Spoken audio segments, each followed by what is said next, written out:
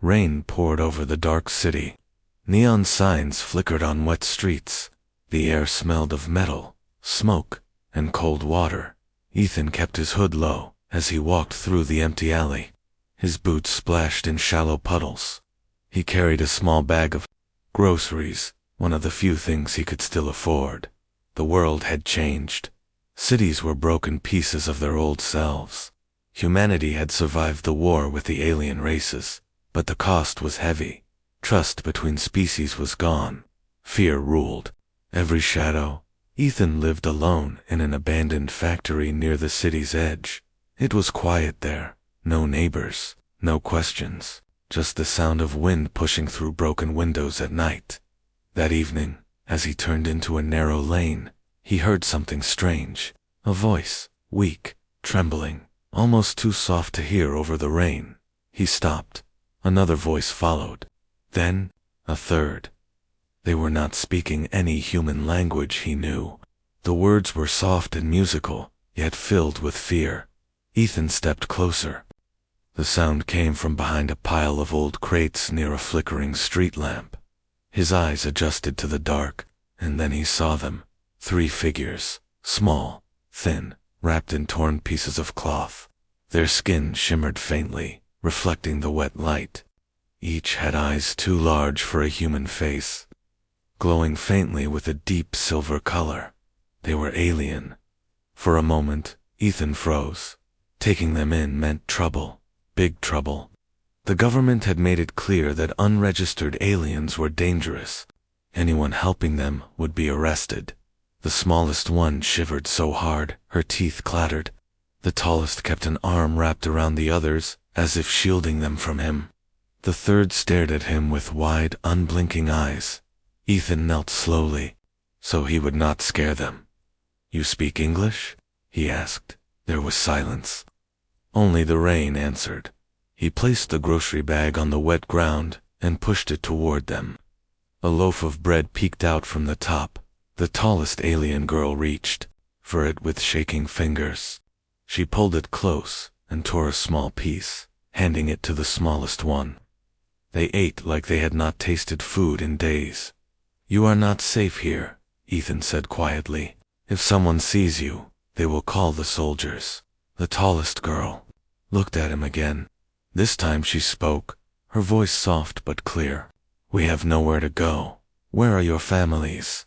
Ethan asked. Her silver eyes darkened. "Gone." Ethan's chest tightened. He knew that kind of loss. The smallest girl coughed, a sound that made him glance up and down the street.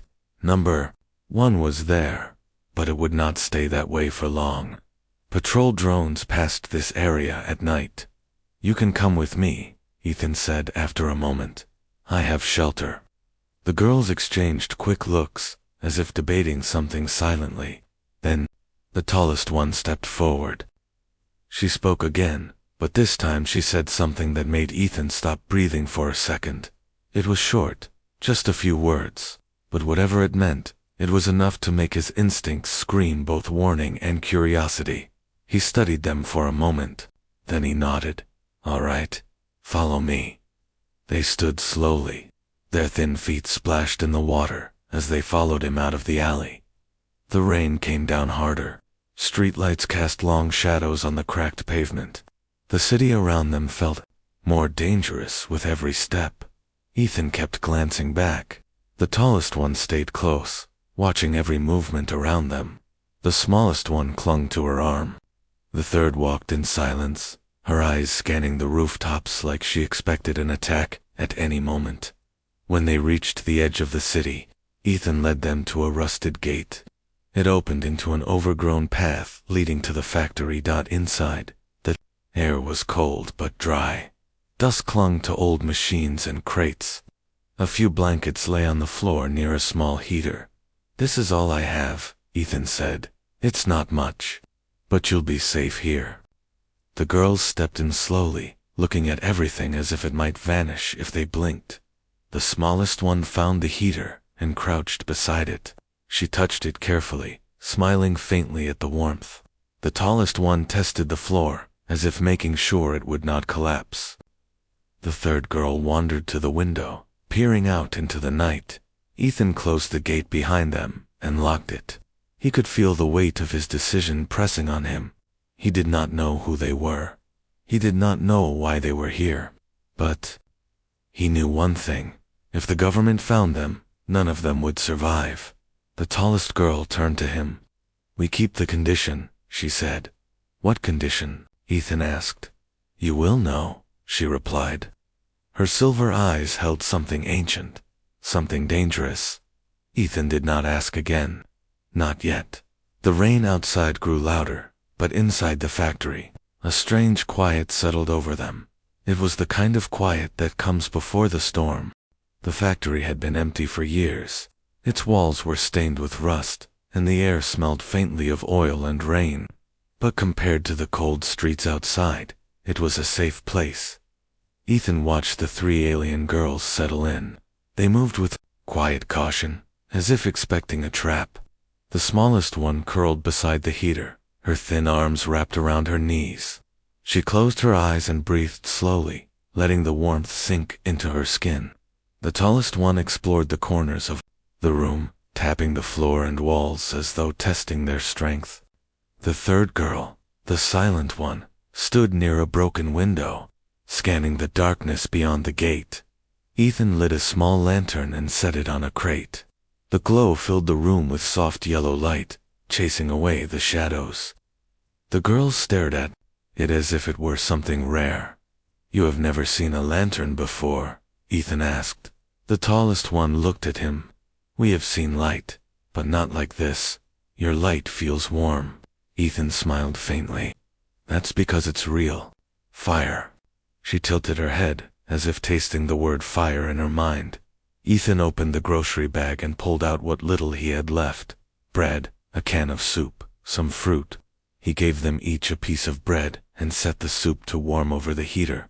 They ate slowly, as though savoring each bite. It was not because the food was delicious. It was because they were afraid there would be no more after this. When they finished, the smallest one looked at Ethan with wide silver eyes. "Why do you help us?" Ethan hesitated. "Because you are alone, and no one should be alone." The girl lowered her gaze, as if those words hurt more than they healed. Night deepened. Outside, a patrol drone hummed faintly as it passed over the city. The tallest girl stiffened. She moved toward the window, her eyes following the drones. "Red scanning light. They search every night," she whispered. Ethan joined her at the window. "For you?" She nodded. "For all of us." "Us?" he asked. Her voice was quiet. "We are not the only ones." Ethan frowned, but before he could ask more, the smallest one let out a soft whimper in her sleep. The tallest girl turned away and went to her side, wrapping her in a blanket. That was when Ethan noticed something. They never slept apart. Even when one lay down, the others stayed close.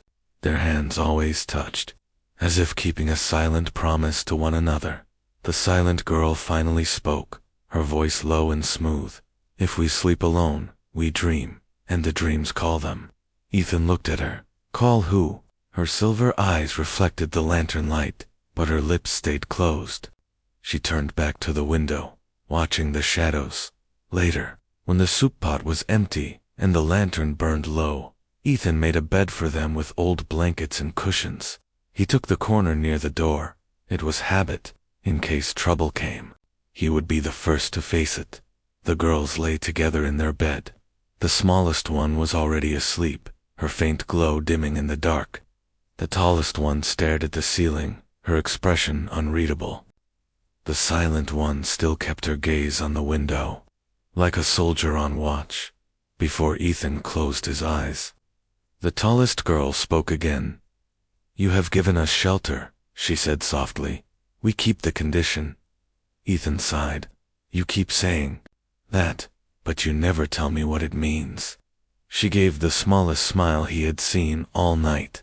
"You will know when it is time, but if you know too soon, you might not let us stay." The words echoed in his mind long after the room fell silent. Outside, the drone's hum faded into the distance, but Ethan could not sleep.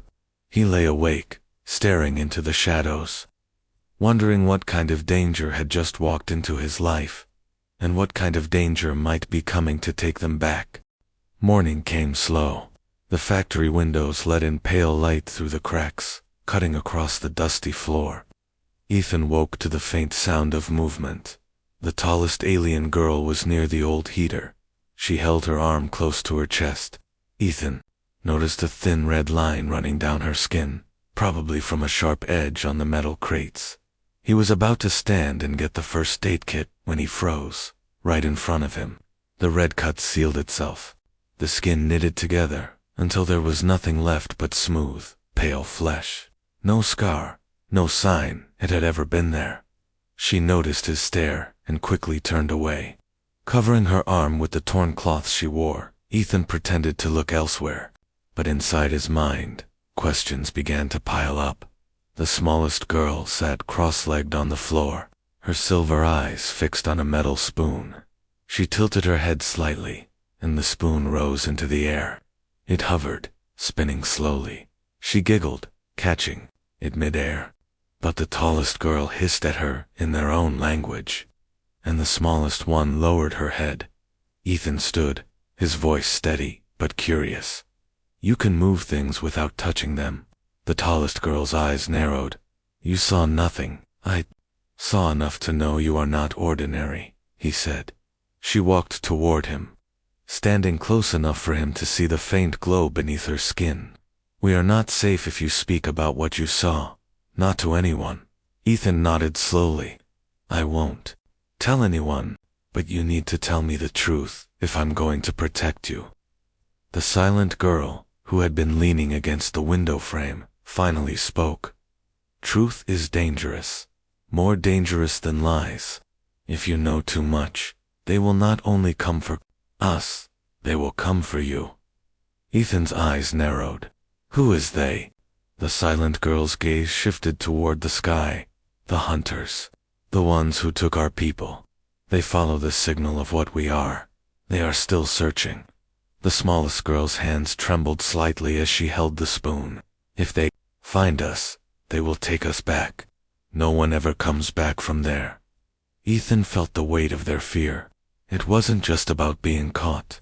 It was about being erased. He moved toward the door and checked the outside. No drones yet, but patrols were unpredictable. Inside, the girls began to whisper among themselves. Their words flowed fast, their tone urgent. Ethan could not understand the language, but he could hear the sharp edges of worry in every sentence. The tallest one finally turned back to him. "Your factory is hidden, but it is not enough. They have machines that can smell the air for what we are. They can hear our heartbeat from far away." Ethan crossed his arms. "Then we need to make sure they never come close enough to hear it." The smallest girl's silver eyes locked on his. "You fight them." He gave a faint smile. "I've fought worse." The tallest girl studied him for a moment, as if trying to see past his words and into his heart. "We are more than what you think. If we stay here, you will see things no human has seen. Some will make you afraid. Some will make you question everything you know about your own kind." Her tone was neither threat nor promise. It was a warning. Ethan looked at the smallest one, who now traced glowing lines in the air with her fingers. The shapes floated for a moment before fading away like smoke. "You're right," he said. "I don't know what you really are, but I do know you're in my care now, and I don't break my word." The silent girl's lips curved into the faintest smile, but her eyes stayed cold. "Then you must be ready, because the more time we spend here, the closer they will come." Outside, a low hum filled the air. Not loud enough to be a patrol drone. Deeper, slower, something heavier moving in the distance. The girls froze. The tallest one's hand tightened into a fist. Ethan stepped toward the door, his body tense. Whatever was out there, it was coming closer. The sound outside faded after a while, but the unease stayed. The girls returned to their corner, whispering softly in their own language. Ethan sat near the lantern, watching them. For the first time, he noticed how young they really were. The smallest one could not be more than 14 in human years. The tallest looked only a little older, but their eyes told a different story. Eyes that had seen things no one their age should see. That night, as the rain eased, Ethan made a small fire in an old metal drum. The warmth filled the factory with a faint, smoky scent. The girls sat closer, their faces glowing in the light. The smallest one broke the silence. "Why do you live alone?" Ethan's gaze stayed on the fire. "Because it's easier. No one to lose, no one to bury." The tallest girl tilted her head. "You have lost people." He didn't answer right away. The fire popped, sending sparks into the air. "Finally," he said, "everyone lost someone in the war." The silent girls' silver eyes studied him. "Your war took our home." Ethan's jaw tightened. "I wasn't there." "But you are human," the tallest one said, her tone neither angry nor forgiving. He nodded slowly. "And you are alive, because I am." The smallest girl looked between them, sensing the weight in the air. She pulled something from the folds of her clothing, a small piece of metal, bent and scratched. She handed it to Ethan. It was a pendant, shaped like a star, with markings carved into its surface. Not human markings. "It belonged to my sister," she said softly. "They took her when the soldiers came. I don't know if she's still alive." Ethan turned the pendant over in his hand. The metal was cold, but there was something about it that felt alive. He handed it back. "We'll keep it safe. For her." The tallest girl spoke again, her voice softer this time. "Our people used to believe in bond givers. Those who sheltered us were bound to us forever. Even if the stars burned away, the bond would hold." Ethan glanced at her. "Is that the condition you keep talking about?" Her expression didn't change. "Part of it, but bonds have a cost. You will see." The fire burned lower, but the warmth between them grew. The smallest girl leaned against the tallest one, finally looking calm. The silent one sat cross-legged, drawing strange symbols in the dust. They glowed faintly before fading. Ethan couldn't help but feel protective. They were strangers from another world, but in this moment, they were just kids who had lost everything, and for reasons he didn't fully understand. He wanted to make sure nothing else was taken from them. Outside, a distant rumble rolled through the night. The tallest girl lifted her head, listening. "It's not the hunters," she said almost in relief. "It's the storm." Ethan looked toward the windows. The sky was flickering with silent flashes of light, but it wasn't lightning. It was something else, something too steady, too controlled. The silent girl's eyes narrowed. "Ships." Ethan's heart sank. Human or alien? Her answer was quiet, but it made the air feel heavier. Both. The smallest girl clutched her pendant. The tallest one closed her eyes, as if remembering something painful. Ethan looked at them all. He didn't know what tomorrow would bring. He didn't know if the bond they spoke of was a blessing or a curse. But he knew one thing. Whatever was coming, they were going to face it together. The night passed without sleep. Ethan kept hearing the faint hum of engines far away. Every sound felt sharper, as if the city itself was listening. By morning, the air outside the factory was colder. The clouds hung low, and a strange silence covered the streets. The girls stayed close together, their eyes scanning the shadows through the cracked windows. Ethan went to check the gate. That was when he heard it, a deep metallic roar from somewhere in the distance. Not thunder, not a ship. It was the sound of heavy transport engines. The tallest girl joined him. She didn't ask what it was. She already knew. "They are moving in," she said. Ethan's eyes narrowed. "How close?" The silent one answered from across the room. "Closer than they've been since we came here. They search the outer sectors first. This one is next." A thin beeping sound cut through the air. Ethan froze, then spotted a red dot moving along the far wall. It swept slowly, scanning the space. He moved quickly, pulling the girls behind a stack of crates. Through the narrow gap, he saw a patrol drone hovering just above the gate. Its sensors glowed blue, but a thin pulse of red flickered every few seconds. The smallest girl whispered, "If it locks the red beam on us, they will know."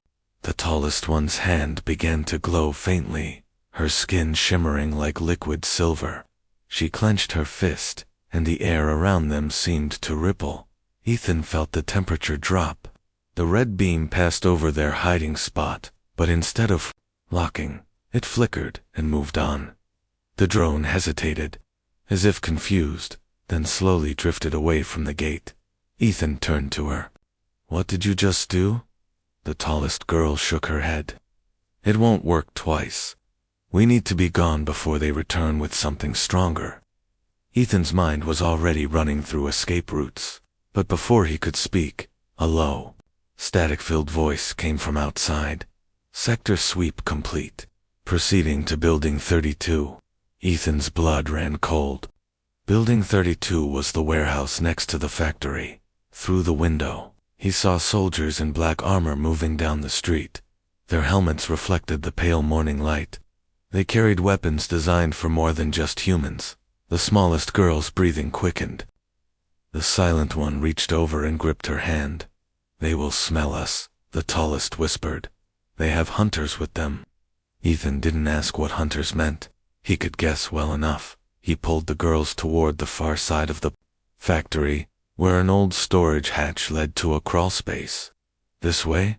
Stay quiet." They moved quickly, every creak of the floor sounding like a gunshot in the silence. Outside, boots hit the wet pavement in steady, heavy steps. The hatch groaned as Ethan pulled it open. One by one, the girls slipped inside, their silver eyes glowing faintly in the dark space below. Ethan was about to follow when the sound of something heavy slamming against metal echoed through the factory. The gate. They were inside. Ethan slid into the crawl space and pulled the hatch shut. Above him, the factory went dark, taut from the shadows. They listened as armored boots spread out across the room. Metal scraped, crates shifted, voices murmured in low, sharp tones. And then came a sound unlike any machine, a slow, deep inhale. The smallest girl tensed against him, her body trembling. The tallest girl's voice was barely a whisper. "Hunter." Above them, the breathing moved closer to the hatch. The sound above them grew sharper. Every step of the soldier felt heavy, deliberate, and close. The slow inhale came again, deeper this time, followed by a low growl. Ethan could feel the smallest girl clutch his arm. The silent one pressed her palm against the floor, as if sensing something beyond the wood. Then the tallest girl leaned toward him. Her whisper was urgent. "They are tracking our life mark. They know we are here, but they will not take you." Ethan frowned. "Why not me?" Her silver eyes locked on his. "Because of the condition." He felt his jaw tighten. Now would be a good time to explain it. Her voice was steady, but low. "When we accept shelter from a human, we give part of ourselves. A bond. It protects the giver once, no matter what comes for them. Even death." Ethan's heartbeat quickened. "Once, yes," she said. "One moment where nothing can touch you. But when that moment comes, the one who gave it pays the cost." Ethan stared at her. "You mean you die?" Her silence was the answer. Above them, the hunters moved toward the hatch. One sharp metal sound rang out, the lock on the hatch being tested. Ethan's mind raced. If he stayed here with them, the soldiers might find them all. If he left now, he could draw them away, maybe give the girls a chance to escape. The smallest girl's voice trembled. "If they take us, they will break us apart. We will never see each other again." The silent one finally spoke, her tone cold but certain. "If you run, they will follow you. That is what we want." Ethan shook his head. "No, I'm not using your bond. I'm not letting any of you die for me." The tallest girl leaned close, her words cutting through the dark. "We came here knowing One day we would give it. Better to give it for someone who kept us alive than for no one at all. The hatch creaked above them. Light spilled into the crawl space. Ethan made his decision. He pushed the smallest girl toward the far end of the tunnel. Go, all of you. There's an old drainage pipe on the other side. It leads out of the city. The tallest girl grabbed his wrist. Ethan, go, he said firmly. I'll buy you the time you need. That's all I want from you. For a moment, their eyes locked, her silver against his brown, and something unspoken passed between them. Then she let go.